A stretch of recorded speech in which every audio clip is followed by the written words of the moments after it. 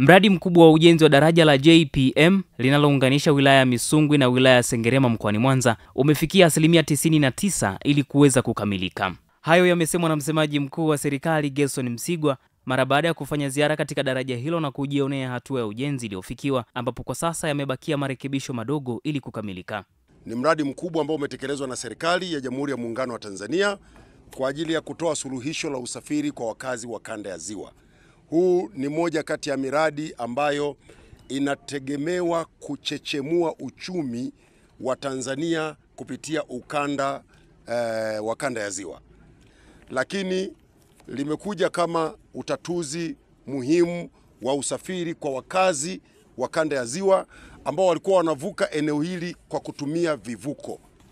Walikuwa wanapoteza zaidi ya saa 4 kwenye kivuko wanasubiri kuvuka.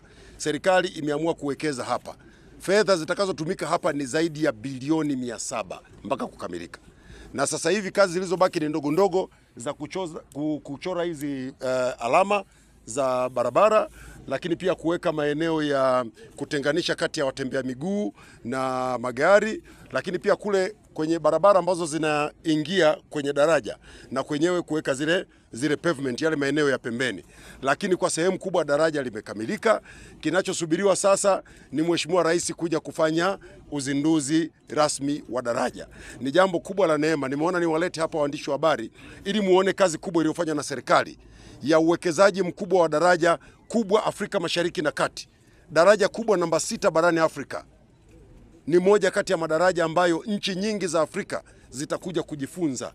Hapa ni kama vile tumeunganisha kisiwa na kisiwa. Msigwa pia amesema kuwa daraja hilo litakuwa na uhai wa miaka 100, ambapo siku si nyingi litaanza kufanya kazi ili kuondoa changamoto ya wananchi kusubiri kivuko kwa muda mrefu.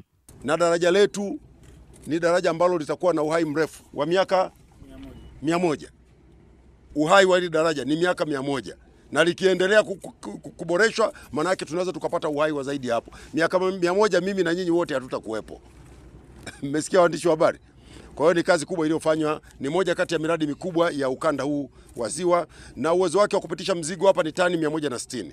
Serikali ya awamu ya 6 wakati inaingia madarakani, ujenzi wa daraja hili ulikuwa 25%. Awamu ya 6 chini ya Mheshimiwa Rais Dr. Samia Suluhu Hassan imekamilisha mradi huu kwa asilimia, sasa tunakaribia 100. Tuko asilimia 99. Actually asilimia 1 iliyobaki ni ya kwa ajili ya hizo kazi ndogo ndogo nilizozisema. Lakini kimsingi ujenzi wa daraja hili umekamilika. Hapa kinasubiriwa kibendera tu, wakati wowote waziri wetu wa ujenzi aje apeperushe kibendera, pengine katikati ya mwezi huu watu waanze kupita kwenye hili daraja wakati tunasubiri tukio kubwa la uzinduzi wa daraja. Aidha, kwa upande wake msimamizi wa mradi wa ujenzi huo mhandisi William Sanga kutoka TANROADS amesema kuwa tangu kuanza kwa ujenzi wa mradi huo jumla ya ajira 33,505 ambapo wazawa ni 91.9, ambapo mpaka sasa wamemlipa mkandarasi shilingi bilioni 539 kwa madai yote aliyoomba. Kabla ya hili daraja limekuwa ikiunganishwa na vivuko vikuu vitatu. Kuna MV Mwanza, MV Misungwi na MV Sengerema.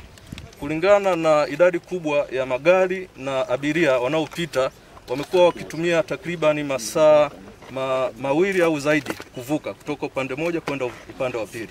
Lakini daraja litakapokamilika itakuwa ni dakika 3 takribani kuvuka.